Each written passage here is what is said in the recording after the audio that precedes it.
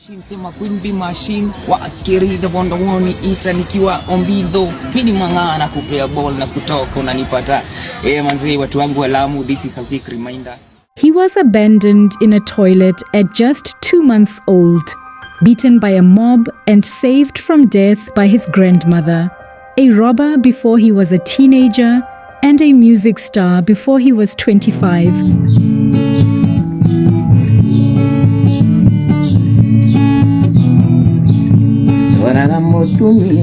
But fame is a cruel friend, and when it left, darkness swallowed him whole.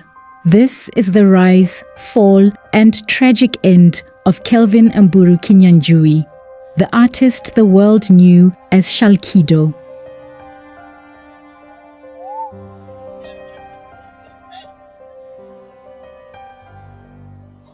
Msembe na lazima iweweze kabit kakoflin na kajongezewa zeze shika zigo kwa mabra na ukaze ili mwenye hana baki zile za Shalkido Muspin na maye na maye.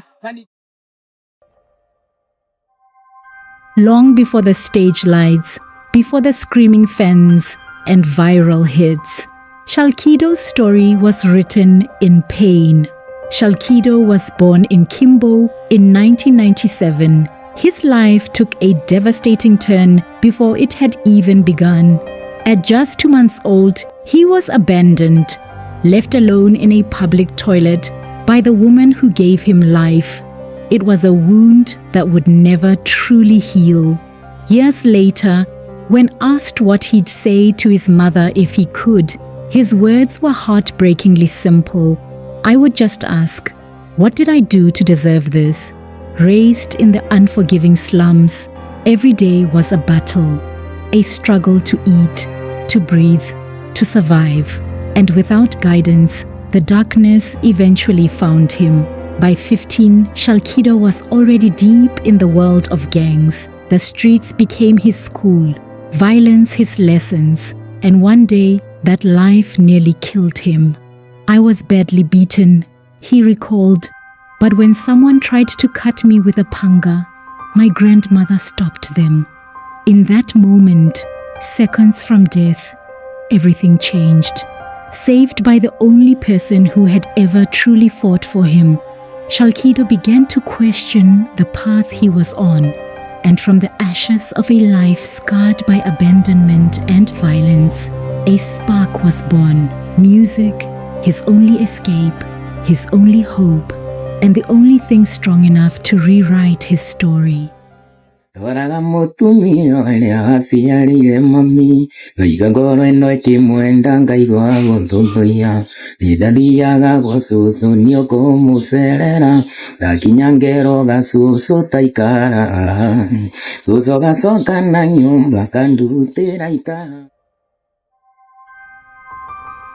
Desperation. It can twist even the purest hearts into something unrecognizable. And for Shalkido, poverty wasn't just a struggle. It was a force that dragged him into darkness. Poverty can make you do very bad things, he once confessed. One time my grandmother was very ill, and I had no money for her medicine, so I became a robber. By the time he was in class 8, the streets had claimed him. He was running with boys who carried guns. It was a dangerous game, and one that was about to spiral out of control. Then came one of the darkest moments of his youth. One day, we went to a school I used to go to, and we attacked the principal when I was in Form 1. He gave us around 500,000. The crime did not go unanswered. The principal reported it, and soon the police and an enraged mob were hunting him down. They caught him, and when they did, their fury was merciless. Shalkido was beaten nearly to death, until once again, his grandmother stepped in and saved his life. I was taken to Murera, and that's where I started being rehabilitated, he recalled quietly. My grandmother was being cared for by my dad and sister. I just hope my kids will never go through what I went through. For Shalkido, music wasn't just a passion, it was redemption, a chance to rewrite a story that had begun in pain, a way to turn scars into songs. In 2017, he co-founded a Gengetone group that would revolutionize Kenyan music, Sailor's Gang, alongside Miracle Baby, Kokoshuma, Lexiung, and Masilva. Shalkido helped bring the language of the streets to the spotlight, raw, unapologetic, and fiercely authentic. Under his stage name, Shalkido, he was behind the anthems that shook the nation, Wamlambez, Pekejeng, tracks that echoed through matatus, clubs, and homes across the country. Sailor's Gang wasn't just a group anymore. They were a movement. They also did music collabos with stars like Octopizzo, Nadia Mukami, and Boondocks Gang. And in 2019, their meteoric rise was crowned at the Pulse Music Video Awards. 4 major wins, including Best Group of the Year and the Popular Viewer's Choice Award. For a brief, dazzling moment, Shalkido had it all: fame, money, recognition, and a future brighter than he had ever dared to imagine. But in the shadows, fate was already plotting its next move. Sailor's rise to fame was fast, but the fall was devastating. What began as a dream quickly descended into chaos as internal tensions, management disputes, and record label conflicts tore Sailors apart from the inside. Their once solid relationship with manager Mwalimu Rachel crumbled beyond repair. The group accused her of frustrating their progress and blocking lucrative deals, while she, in turn, claimed they had even sent her death threats. Record label contracts only made things worse. Restrictive agreements tied their hands, limiting their ability to release music as a group and forcing them into silence just as their star was rising. By 2020 and 2021, the damage was irreparable, and Sailor's Gang was disbanded. Life after fame was brutally harsh. Like many of his bandmates, Shalkido struggled to find his footing.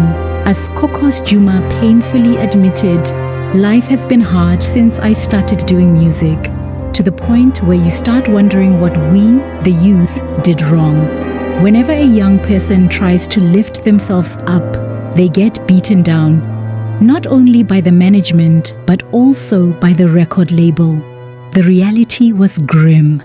Even the material rewards of their massive success were almost non-existent. The only benefit is this phone, and even this we got from a company that had already approached us, Kokos Juma added. But some section of Kenyans tried to warn the Sailors way before their downfall. Industry veteran KRG the Don was blunt on the Sailors. He was quoted saying, "Having a hit song is not money. That is illusion. You need to have respect." But the advice fell on deaf ears, as what was once Kenya's hottest Gengetone group had quietly fallen apart. And for Shalkido, the collapse of Sailors marked not just the end of a musical era, but the beginning of a far more personal and painful struggle. The end of Sailors didn't just take away the spotlight, it shattered everything Shalkido had built. No more packed shows, no more paychecks, and as the cheers faded, so did his stability. Rent went unpaid, meals were skipped, and the weight of an entire family pressed heavy on his shoulders. By August 2025, Shalkido's desperation had reached a breaking point. Stripped of fame, weighed down by poverty, and desperate for a fresh start, he did something he had never done before. He publicly begged for help. His plea didn't go unheard. Comedian Eric Omondi stepped in, gifting him a motorcycle, a lifeline, a second chance, a symbol of hope. Weeks later, on September 1st, 2025, Shalkido spoke the words no one expected to hear. On live television, he revealed the truth. He had tried to end his life more than once, driven by poverty, by failure, by the unbearable silence that followed fame. Mtumba imekataa, Mzani imekataa, Kamagira imekataa, Mjengo imekataa, Ndudhi imekataa. Unaona kwa bridge ya Juja. Time kulikuwa na kilori fulani hapo na think ilikuwa ni TX. Sikumbuki. Nikajua sasa nikimiss hii lori ni sitamiss hii. Nikatry kujinyonga ikakataa, nikatry kukunywa rat ikakataa. Bro, unapanda unaeka kamba unaona hapana. Man, mtoto wangu bro. Mtoto wangu sasa. These weren't fleeting thoughts. They were desperate acts, the kind born from hopelessness. By speaking his truth, he tore open a conversation that too many artists in Kenya are still too afraid to have. A conversation about mental health, stigma, and the price of chasing a dream. Because sometimes, the most dangerous battles are the ones we fight when the lights go out. In early October 2025, Shalkido seemed determined to rebuild his life. He had received a motorcycle and was performing Mugithi shows under his new name. But fate had other plans. On the night of October 5th, 2025, after a performance, Shalkido was riding home on Thika Road near Githurai when he was involved in a hit-and-run motorcycle accident just moments after Oga Obinna had fueled his motorcycle. The injuries were catastrophic: a broken leg, severe head trauma, internal bleeding, and multiple organ failure. He was rushed to KU Referral Hospital, placed in intensive care, and declared brain dead. The next day, October 6th, 2025, Shalkido passed away at just 28 years old. Videos from that night showed him performing energetically just hours before the crash, a haunting reminder of how fragile life can be. Shalkido's life was a story of extremes, from abandonment to fame, from gangster life to global stages, from viral success to crippling poverty, and from suicidal despair to a tragic death. His music helped define an era, and his journey highlighted the harsh realities behind Kenya's entertainment industry. From exploitative contracts to mental health struggles artists face in silence. "I hope my kids will never go through the problems I went through," he once said. And in those words lies his legacy, a warning, a lesson, and a call to do better.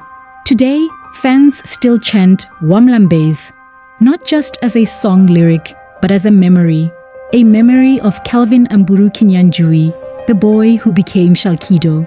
His story reminds us that behind the music, there are human lives, fragile and real. What are your thoughts on Shalkido's story? Was his final plea a cry for help, or a symbol of how deeply our system fails its artists?